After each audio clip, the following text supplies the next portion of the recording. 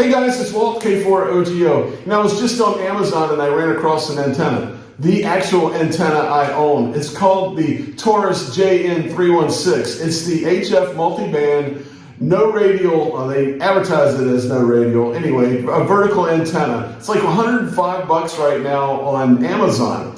Well, I've had this antenna for 2 years, and I want to give you a rundown, the good and the bad of this antenna. If you're thinking about buying it, you go on sites and different groups, and people talk about this antenna, and it gets a lot of hate. A lot of people say it's a dummy load. And then you also have the other side of the coin that says, oh, this is the most amazing antenna ever. Well, it's neither. It's not the most amazing antenna ever, and it's not a dummy load either. I'm going to give you a breakdown of my experience over the last 2 years with this antenna, and actually band by band, I'll give you and tell you what kind of performance I've had, and I'm not going to hold back. This is a good, honest review. So if you're thinking about picking up one of these for, say $105 on Amazon US, they're everywhere. You can find these also on eBay and other sites. If you're thinking about picking one of these up, watch this video. This is going to be the most honest video you'll ever see about this antenna.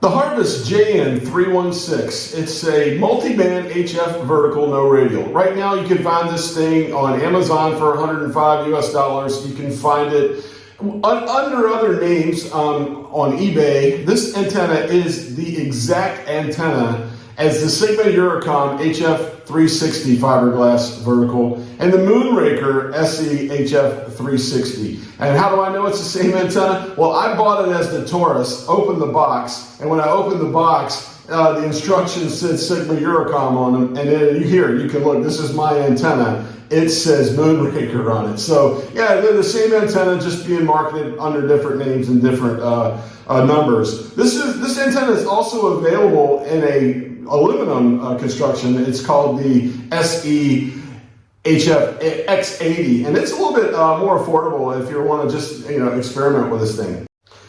So what is this antenna? It's simple. It's just a end-fed vertical antenna. It's a 5.4 meter antenna that you can tune, and I'm going to talk about that in a minute, fed at the bottom with a 6-to-1 unknown. And then it uses, just like any other end-fed antenna, it's going to be using your coax as the counter for this thing. There also, Sigma Eurocom advertised it as a plus kit where you can add on verticals, I should say verticals, some counter or radials for this thing. And they look like, to me, something like a ham stick, you know what I mean? They're kind of loaded if you take a good look at them. And these kits are available. Do these kits work? I don't know. I didn't purchase one of these. But what I do, and with my setup, is I have a escape route out the back. It's a fire escape out the back of my house. I live up on the 3rd floor of an old historic building in a historic neighborhood. So I can't have much of an antenna. So I found this little fiberglass antenna and said, hey, this would work. I think this would work. I mounted it out my back window where my shack is, the room my shack is in, and it goes right out over top of a complete metal roof. Everything out there is flat and metal. And I have it on the handrails out the back window to the escape hatch. So everything's metal, it's attached to that, and I also made sure that it was grounded from the handrails over to the top of the metal roof. So what do I have? I have an amazing ground plane underneath my antenna, and it's worked for me. Now, I live in a harbor, and I'm surrounded by salt water too, so it works for me there too. So yeah, I'm going to tell you how great this antenna is for me. It might not be for you, but for me, this antenna works pretty good. The one thing I did, and I think a lot of people don't do when I got this antenna is, I looked and it said it's 5.4 meters long. I said, hey, you know what? I need to, when I put this together, and this wasn't mentioned in the instructions, I need to tune it. I'm not just going to go and use the ATU on every band. So with mine, when I put it up, and it was a pain in the butt, I took this thing down and up 3 or 4 times to do it, but the end tip, if you look at it there, and it's obviously made for tuning the antenna, there are 2 Allen wrench screws there, and the very end part, I tuned until I got this thing dead on for the middle of the 20 meter band. So, right now, it's excellent, and it has served me excellent on the 20 meter band. They say that, this thing is multi-band. Well, you know what this thing is? This is a 20 meter vertical that can be tuned using an ATU for other bands. I'm going to show you and give you a rundown and my honest opinion of how this thing works for me for each band. Okay, after 2 years of use, here's my honest opinion and just the performance of this antenna band by band. And I've used this, I've tried it for 2 years on every band possible that I can use. And let me tell you, this is all SSB voice contacts. That's all I use this antenna for. Let's start out with 80 meters. 80 meters, you don't want this antenna. If you think you're going to operate 80 meters with this antenna, you're wrong. This thing is very poor to just bad at 80 meters. I couldn't get it to work. I've tried and tried and tried it. It'll tune. My ATU will tune it. I've heard people. Never made a contact on 80 meters. It's just, if you want it for 80 meters, move along. This is not your antenna. All right, 40 meters. 40 meters is fair. I mean, I can use the ATU and tune it, and I've made some pretty decent contacts. I mean, basically, when I say decent, eastern seaboard of the United States where I live, not a lot of DX with it on 40. I have made a couple DX contacts. I did make one very, very good. I made a New Zealand contact early in the morning, but the band conditions were just astonishing, and I lucked out. It was just an amazing way. And I'll be honest with you, I knew the guy in New Zealand, and he and I were talking via email and made it happen. And it was a fake contact. So for 40 meters, 40 meters is fair, and it'll work. It'll work. You're not going to blow the doors off at 40 meters. All right, 20 meters. This thing is a 20 meter, excellent antenna for 20 meters. But remember, I tuned it and made it resonant for 20 meters. So this is the only band with this antenna that I don't use the ATU on. And with this antenna, I have made some great contacts on 20 meters. I mean, if you look at my videos from my QRP videos when I'm at home, I use this thing 5 watt QRP and less. There is a couple videos when I'm trying out and comparing different QRP radios where you see I've talked to Iowa with 1 watt with this antenna. Probably one of my favorite all-time QSOs was with this antenna, 5 watts from my home in Portsmouth, Virginia, all the way to Australia. So the VK contact, 5 watts with this antenna. What I'm getting at is this antenna for 20 meters has just it's awesome. And it's the reason it's staying up at my house, because I mostly operate 20 meters. It's great for 20. 17 meters. Now for 17 meters is, if you've ever operated with 20 meter antenna and used your ATU to work 17, it's the same thing. This thing's good for 17 meters. I like it. I've made some great contacts. With 17 meters, it seems for me, in Portsmouth, Virginia, is I work the Caribbean and South America quite a bit with this antenna. It's great. 17 meters will work for you if you want this antenna and you tune it and take the strides that I did with it.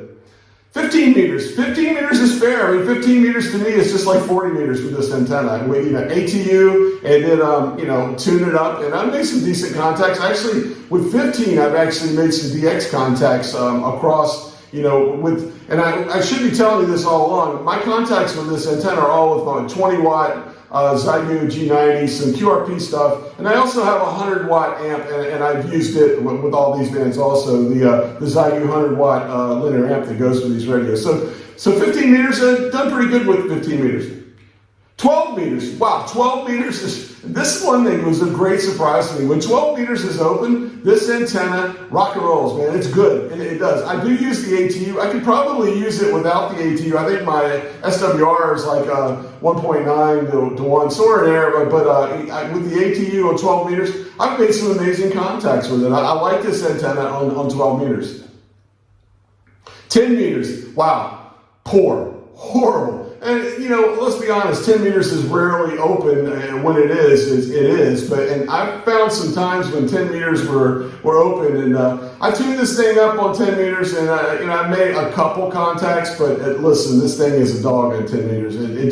It's not happening for me. Maybe if you got a different setup, different ATU, or maybe tuned it different, it would work for 10, but it's just not the antenna for 10 meters. 6 meters, just like 10 meters. And I have a 6 meter rig, and I have made contacts when 6 was open. Actually, this past summer in June, we all know 6 meters and around the late June, how good it is. I made some contacts. It was during the 6 meter contest, so there were people out there hunting down not great contacts, just couple 100 miles away, and it wasn't that great. So I'll give it a pour for 6 meters. Okay, here's my thought on setups. If you're buying this antenna and you're going to set it up, here's what I think. First off, putting it up a mast or a tower with no radials, the way it's advertised, no radials. I'm gonna tell you what, you're gonna be disappointed. I don't think this thing is really that good without a ground plane underneath it. Let's be honest, we're not gonna defy the laws of physics. And if you put this thing up in the air, your coax is gonna be doing all the work as the counter for this thing. You might have some success, you might make some contacts, but I don't think this is the ideal situation.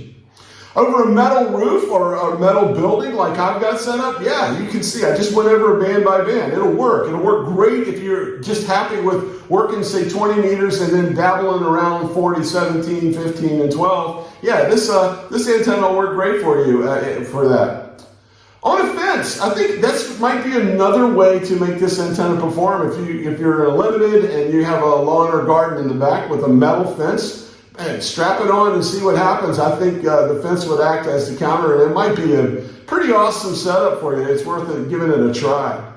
On the ground setup with radials underneath it. Traditional setup of a vertical antenna. I think this would make this antenna perform well. And really, if you've got a small, let's say you live in a townhouse or a small HOA where you can hide this thing around in the back of your little lawn in the back, you might be happy with the way this thing's set up, and that might work for you.